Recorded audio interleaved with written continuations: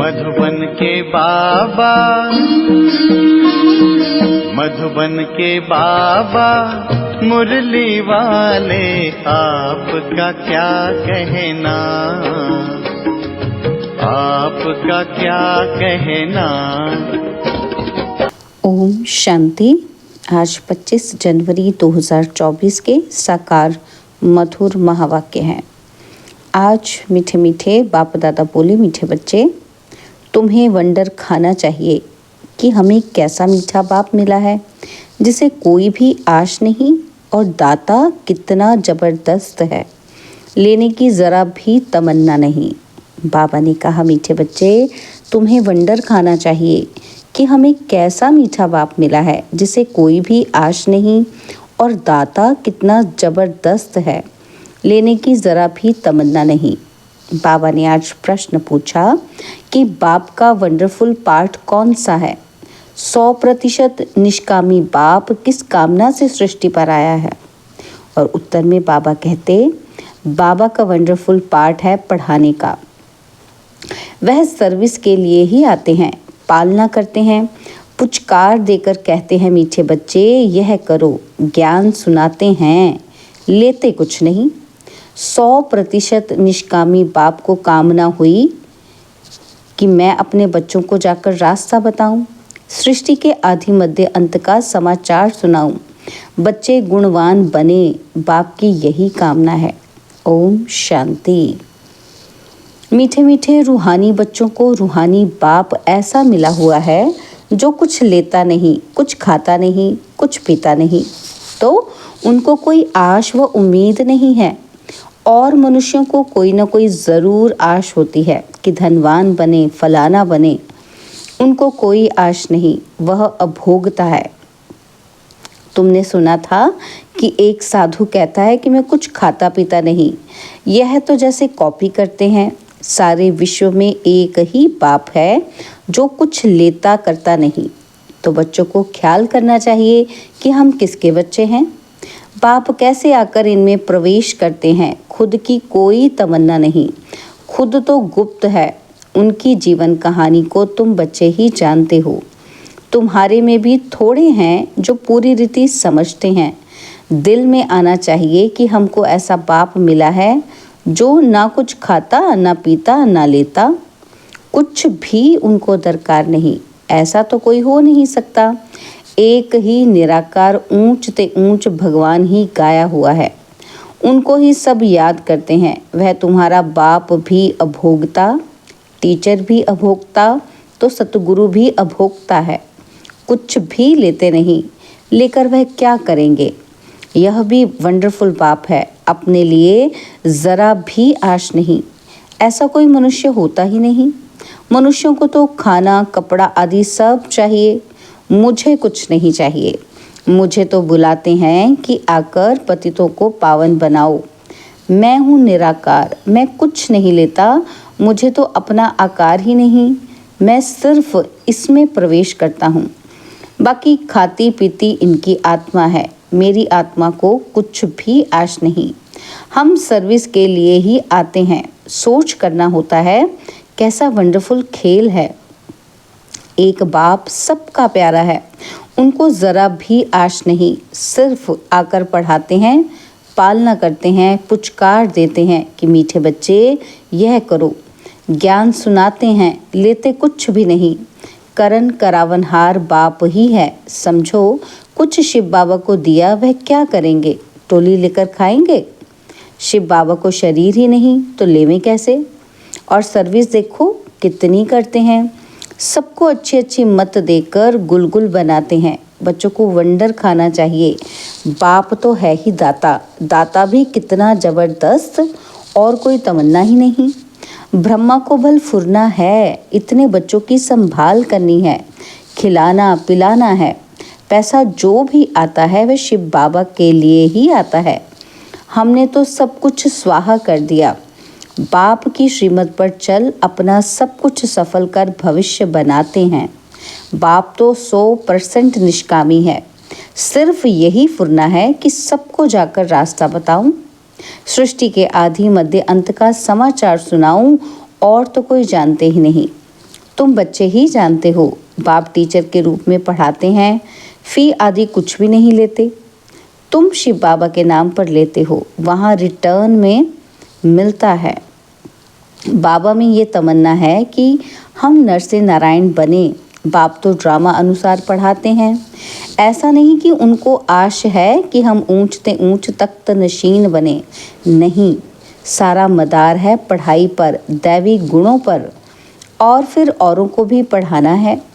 बाप देखते हैं ड्रामा अनुसार कल्प पहले मिसल इनकी जो एक्ट चलती है, साक्षी होकर देखते हैं। बच्चों को भी कहते हैं कि तुम साक्षी होकर देखो, अपने को भी देखो, हम पढ़ते हैं व नहीं, श्रीमत पर चलते हैं व नहीं, औरों को आप समान बनाने की हम सर्विस करते हैं व नहीं। बाप तो इनके मुख का लोन लेकर बोलते हैं। आत्मा तो चैतन्य है ना, मुर्दे में तो बोल ना सके, ज़रूर चैतन्य में ही आएंगे। तो बाप कितना निष्कामी है, कोई आश नहीं। लौकिक बाप तो समझते हैं कि बच्चे बड़े होंगे फिर मुझे खिलाएंगे। इनकी तो कोई तमन्ना ही नहीं। जानते हैं ड्रामा में पाठ ही ऐसा है, सिर्फ आकर पढ़ाता हूँ, यह भी नूंद है। मनुष्य ड्रामा को बिल्कुल नहीं जानते। तुम बच्चों को ये निश्चय है कि बाप ही हमको पढ़ाते हैं। यह ब्रह्मा भी पढ़ते हैं, ज़रूर ये सबसे अच्छा पढ़ते होंगे। यह भी अच्छा मददगार है शिव बाबा का। हमारे पास तो कुछ धन है ही नहीं, बच्चे ही धन देते हैं और लेते हैं। 2 मुट्ठी देते हैं और भविष्य में लेते हैं। कोई के पास कुछ नहीं, कुछ है नहीं तो कुछ देते नहीं। बाकी हाँ, अच्छा पढ़ते हैं तो भविष्य में अच्छा पद पाते हैं। यह भी बहुत थोड़े हैं जिनको याद रहता है कि हम नई दुनिया के लिए पढ़ रहे हैं। यह याद रहे तो भी मन मना भव है, परंतु बहुत हैं जो दुनियावी बातों में समय बर्बाद करते हैं। बाबा क्या पढ़ाते, कैसे पढ़ाते हैं, कितना ऊंच पद पाना है, ये सब कुछ भूल जाते हैं। आपस में ही लड़ते झगड़ते टाइम वेस्ट करते रहते हैं। जो बड़ा इम्तिहान पास करते हैं वह कभी अपना समय वेस्ट नहीं करते।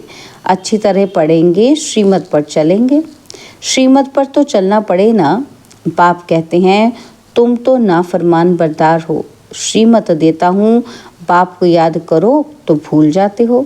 ये तो कमज़ोरी कहेंगे। माया एकदम नाक से पकड़कर डसकर सिर पर बैठ जाती है। यह युद्ध का मैदान है ना। अच्छे अच्छे बच्चों पर माया जीत पा लेती है। फिर नाम किसका बदनाम होता है? शिव बाबा का। गायन भी है कि गुरु का निंदक ठौर ना पाए। ऐसे माया से हराने वाले फिर ठौर, माया से हारने वाले फिर ठौर कैसे पाएंगे? अपने कल्याण के लिए बुद्धि चलानी चाहिए कि हम कैसे पुरुषार्थ कर बाबा से वर्षा लूं, अच्छे अच्छे महारथियों जैसा बनकर सबको रास्ता बताऊं। बाबा सर्विस की युक्तियां तो बहुत सहज बतलाते हैं। बाप कहते हैं तुम मुझे बुलाते आए हो, अब मैं कहता हूँ कि मुझे याद करो तो पावन बन जाएंगे। पावन दुनिया के चित्र है ना, तो यह है मुख्य। यहाँ एम ऑब्जेक्ट रखी जाती है। ऐसे नहीं कि डॉक्टरी पढ़नी है तो डॉक्टर को याद करना है, बैरिस्ट्री पढ़नी है तो कोई बैरिस्टर को याद करना है। बाप कहते हैं सिर्फ मुझ एक को याद करो, बस मैं तुम्हारी सब मनोकामना पूर्ण करने वाला हूँ। तुम सिर्फ मुझे याद करो। भल माया तुमको कितना भी हैरान करे, फिर भी युद्ध है ना।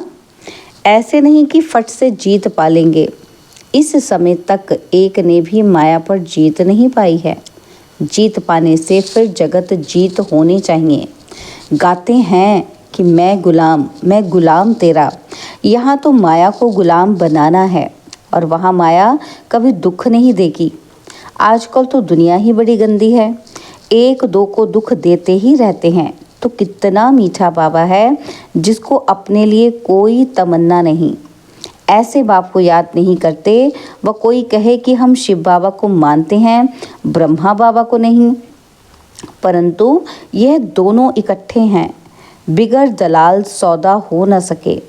बाबा का रथ है, इनका नाम ही है भाग्यशाली रथ। यह भी जानते हो सबसे नंबर 1 ऊंचा है यह। क्लास में मॉनिटर का भी मान होता है, रिगार्ड रखते हैं। नंबर 1 सिकिलदा बच्चा तो ये है ना। वहाँ भी सब राजाओं को इनका श्री नारायण का रिगार्ड रखना है। यह जब समझे तब रिगार्ड रखने का अक्ल आए। यहाँ जब रिगार्ड रखना सीखो तब वहाँ भी रखो, नहीं तो बाकी मिलेगा क्या। शिव बाबा को याद भी नहीं कर सकते। बाप कहते हैं याद से ही तुम्हारा बेड़ा पार होता है, बेहद की राजाई देते हैं। ऐसे बाप को कितना याद करना चाहिए, अंदर में कितना लव होना चाहिए। इनका देखो बाप से कितना लव है। लव हो तब तो सोने का बर्तन बने। जिनका बर्तन सोने का होगा उनकी चलन बड़ी फर्स्ट क्लास होगी। ड्रामा अनुसार राजधानी स्थापन होनी है, उनमें तो सब प्रकार के चाहिए। बाप समझाते हैं बच्चे तुम्हें कभी भी गुस्सा नहीं आना चाहिए। समझना चाहिए कि हम अगर सर्विस नहीं करते तो गोया टाइम वेस्ट करते रहते हैं। शिव बाबा के यज्ञ की कोई सर्विस नहीं करेंगे तो मिलेगा क्या। सर्विसेबल ही ऊंच पद पाएंगे। अपना कल्याण करने के लिए शौक रखना चाहिए, नहीं करते तो पद भ्रष्ट करते। स्टूडेंट अच्छा पढ़ते हैं तो टीचर भी खुश होगा, समझेंगे ये हमारा नाम बाला करेंगे, इनके कारण हमको इजाफा मिलेगा। बाप टीचर आदि सब खुश होंगे। अच्छे सपूत बच्चों पर माँ बाप भी कुर्बान जाते हैं। जो बहुत अच्छी सर्विस करते हैं तो बाप भी सुनकर खुश होते हैं। जो बहुतों की सर्विस करते हैं उनका ज़रूर नामाचार होगा, ऊंच पद भी वही पा सकेंगे। रात दिन उनको सर्विस का ही औना रहता है। खान पान की परवाह नहीं रखते। समझाते समझाते गला घुट जाता है। ऐसे सिकिलदे सर्विसेबल बच्चों को ही ऊंच पद पाना है। यह तो 21 जन्मों की बात है, सो भी कल्प कल्पांतर के लिए। जब रिजल्ट निकलेगी तब समझेंगे किसने सर्विस की, कितनों को रास्ता बताया। करेक्टर्स को भी सुधारना ज़रूरी है। महारथी, घोड़ेसवार, प्यादे नाम तो है ना। सर्विस नहीं करते तो समझना चाहिए कि हम प्यादे हैं। ऐसा कोई ना समझे कि हमने धन से मदद की है इसलिए हमारा पद ऊंचा होगा। यह बिल्कुल भूल है। सारा मदार सर्विस और पढ़ाई पर है। बाप तो बहुत अच्छी रीति समझाते रहते हैं कि बच्चे पढ़कर ऊंचा पद पाए, कल्प कल्प का अपने को घाटा ना डालें। बाबा देखते हैं कि ये अपने को घाटा डाल रहे हैं, इनको पता नहीं पड़ता, इसमें ही खुश हो जाते हैं कि हमने पैसे दिए हैं इसलिए माला में नज़दीक आएंगे। परंतु भल पैसा दिया लेकिन नॉलेज नहीं धारण की, योग में नहीं रहे तो ये क्या काम के। अगर रहम नहीं करते तो बाकी बाप को क्यों फॉलो करते हैं, क्या फॉलो करते हैं बाप को। अगर रहम नहीं करते किसी पर तो बाबा कहते क्या फॉलो करते हैं। बाप तो आए ही हैं बच्चों को गुलगुल बनाने। जो बहुतों को गुलगुल बनाएंगे उन पर बाप भी बलिहार जाएंगे। स्थूल सर्विस भी बहुत है।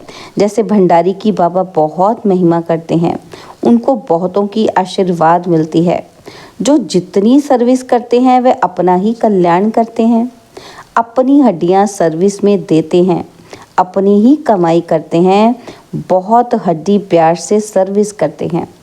जो खिटपिट करते हैं वे अपनी ही तकदीर खराब करते हैं। जिनमें लोभ होगा उन्हें वह सताएगा। तुम सब वानप्रस्थी हो, सबको वाणी से परे जाना है। अपने से पूछना चाहिए कि सारे दिन में हम कितनी सर्विस करते हैं। कई बच्चों को तो सर्विस बिगड़ सुख नहीं आता। कोई कोई को ग्रहचारी बैठती है बुद्धि पर व पढ़ाई पर। बाबा तो सबको एक रस पढ़ाते हैं। बुद्धि कोई की कैसे होती, कोई की कैसे होती है। फिर भी पुरुषार्थ तो करना चाहिए, नहीं तो कल्प कल्पांतर का पद ऐसा हो जाएगा। पिछाड़ी में जब रिजल्ट निकलेगी तो सब साक्षात्कार करेंगे, साक्षात्कार करके फिर ट्रांसफ़र हो जाएंगे। शास्त्रों में भी है कि पिछाड़ी में बहुत पछताते हैं कि मुफ्त समय वेस्ट किया, कल्प कल्पांतर का बहुत धोखा खाया। बाप तो सावधान करते रहते हैं। शिव बाबा की तो यही तमन्ना है कि बच्चे पढ़कर ऊंच पद पाएं और कोई अपनी तमन्ना नहीं है। उनके काम की भी कोई वस्तु नहीं है। बाप समझाते हैं, बच्चे अंतर्मुखी बनो। दुनिया तो सारी बाह्यमुखी है, तुम हो अंतर्मुखी। अपनी अवस्था को देखना है और सुधारने का भी पुरुषार्थ करना है। अच्छा, मीठे मीठे सिकिलदे बच्चों प्रति माता पिता बाप दादा का याद प्यार और गुड मॉर्निंग। रूहानी बाप की रूहानी बच्चों को नमस्ते। हम रूहानी बच्चों की रूहानी बाप दादाजी को दिलवाजान सिकवा प्रेम से नमस्ते। ओम शांति। प्यारे बाबा, मीठे बाबा, मेरे बाबा, शुक्रिया बाबा, शुक्रिया बाबा, शुक्रिया। धारणा के लिए मुख्य सार है, पहला पॉइंट है, साक्षी होकर स्वयं के पाठ को देखो। हम अच्छी रीति पढ़कर दूसरों को पढ़ाते हैं क्या? नहीं। आप समान बनाने की सेवा करते हैं। अपना समय दुनियावी बातों में बर्बाद मत करो। और दूसरा पॉइंट है, अंतर्मुखी बन। अपने आप को सुधारना है, अपने कल्याण का शौक रखना है, सर्विस में बिजी रहना है, बाप समान रहमदिल ज़रूर बनना है। बाबा ने आज वरदान दिया कि हर समय अपने दृष्टि, वृत्ति, कृति द्वारा सेवा करने वाले पक्के सेवाधारी भव। हर समय अपनी दृष्टि, वृत्ति, कृति द्वारा सेवा करने वाले पक्के सेवाधारी भव। सेवाधारी अर्थात हर समय श्रेष्ठ दृष्टि से, वृत्ति से, कृति से सेवा करने वाले। जिसको भी श्रेष्ठ दृष्टि से देखते हो तो वह दृष्टि भी सेवा करती है।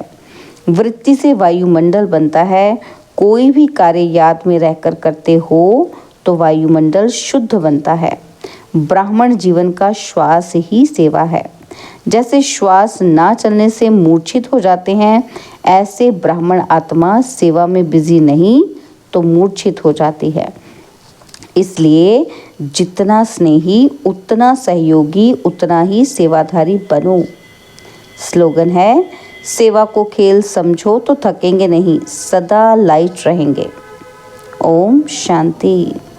तो बाबा ने अव्यक्त साइलेंस द्वारा डबल लाइट फरिश्ता स्थिति का अनुभव करने के लिए कहा कि सदा डबल लाइट स्थिति में रहने वाले निश्चय बुद्धि निश्चिंत होंगे, उड़ती कला में रहेंगे। उड़ती कला अर्थात ऊंचे से ऊंची स्थिति। उनके बुद्धि रूपी पांव धरनी पर नहीं, धरनी अर्थात देह भान से ऊपर। जो देह भान की धरनी से ऊपर रहते हैं वे सदा फरिश्ते हैं। उनके संपर्क में जो भी आत्मा आएगी वह थोड़े समय में भी शीतलता व शांति की अनुभूति करेगी। ओम शांति। और अब यह एक बहुत अच्छी वीडियो भी जरूर देखें।